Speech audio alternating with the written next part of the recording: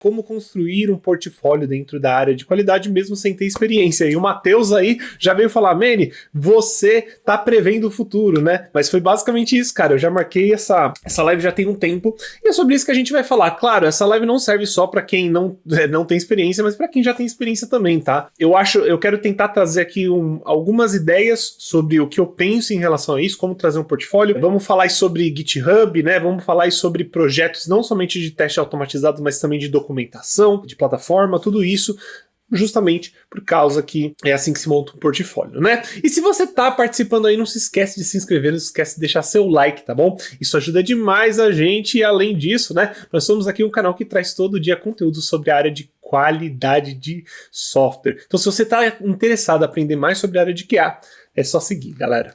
Então tamo junto. Pessoal, então vamos lá. Primeira coisa aqui, né, que eu quero já trazer para vocês. Portfólio é algo importante, Manny? Você acha portfólio algo necessário dentro da área de qualidade? Galera, acho que ninguém vai achar aqui que eu sou maluco de falar que sim. Eu acho algo importantíssimo dentro da área de qualidade, é que você tenha um portfólio muito legal, tá bom? Mas, Manny, como assim um portfólio muito legal? O que é um portfólio muito legal? Relaxa, é sobre isso que eu vou falar e eu vou tentar trazer algumas ideias para vocês entenderem o que é um portfólio muito legal. Por quê?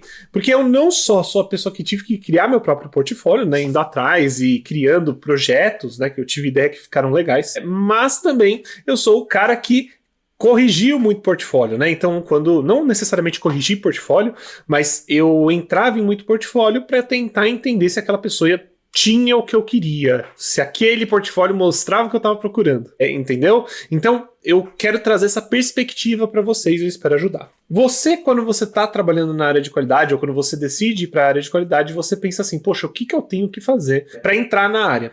E muitas pessoas, elas já vêm de uma área mais técnica ou às vezes elas já vêm de uma área que você precisa entregar certa coisa, como por exemplo, uma área artística, por exemplo, você precisa ter um portfólio. E muita gente acaba se preocupando com o portfólio. E até pergunta, Manny, mas como que é um portfólio de QA? Eu não faço nem ideia do que é um portfólio de QA, o que eu preciso entregar? Tipo, a pessoa ainda tem uma noção que talvez precise de um portfólio, mas ela não faz ideia do que ela tem que fazer, né? E como. Eu quero tentar trazer esses insights para vocês, tá? Eu acho que isso é bem importante. Então, galera, o que eu acho interessante para um QA, né? O que eu acho interessante para você que está migrando agora de carreira, começar a trabalhar em portfólio, tá? Primeira coisa, se você está fazendo agora o seu primeiro contato com a área de QA, se você está olhando para mim aqui e falar assim, Manny, eu ainda nem sei o que é QA direito, ou, eu sei que é teste de software, que eu vou testar software, mas eu não sei como funciona nada. Espera, se acalme, tá bom? Por quê? Porque toda vez que você começa a trabalhar numa coisa, você não começa pensando no portfólio, independente do que você vai fazer. O portfólio, ele é uma consequência dos seus estudos, tá? Então, a primeira coisa que você precisa fazer nesse momento não é criar um portfólio, tá? Se você está chegando aqui agora, você tem que pegar, esperar um pouquinho, sentar, estudar sobre teste de software, né? Inclusive eu falei sobre isso na semana passada, eu trouxe esse tema, né? O que você precisa estudar para entrar na área. Teste de software, estudar processos, né? De preferência processos ágeis, muita preferência processos ágeis, tá? E não só isso, estudar automação de testes, programação você vai precisar também. Isso daí já vai te tornar um QA. E com isso você vai entender para que a área serve, como que você trabalha na área e como que você pode ser eficiente ajudando a achar bugs, claro, né? Isso pode acontecer, mas também a trazer qualidade para o produto que você está trabalhando, né? Como criar estratégias para fazer isso acontecer. Então, pense nisso quando você estiver estudando. Se você está fazendo a sua primeira visão agora, né? Acabou de chegar aqui, fica tranquilo, vai estudar primeiro, vai entender o que é área de qualidade, tá? Por que eu estou falando isso? De novo, porque o portfólio é uma consequência dessa ação. E aí, beleza, man. Tudo bem, você já deu seu papo, já falou que acha que quem está iniciando agora não precisa necessariamente ir atrás de um portfólio. O que eu preciso de portfólio? Perfeito. Agora que você chegou nesse passo, né, meu Deus do céu, tá, eu entendi que teste de software é algo que eu preciso fazer, eu entendi que eu preciso documentar, criar meus casos de testes, eu entendi como trabalhar dentro de um processo, como funcionam os rituais na área de qualidade, na área de, né, no desenvolvimento de um software, eu sei quando eu trabalhar com teste de regressão, eu sei como funcionam os rituais, a daily, a planning.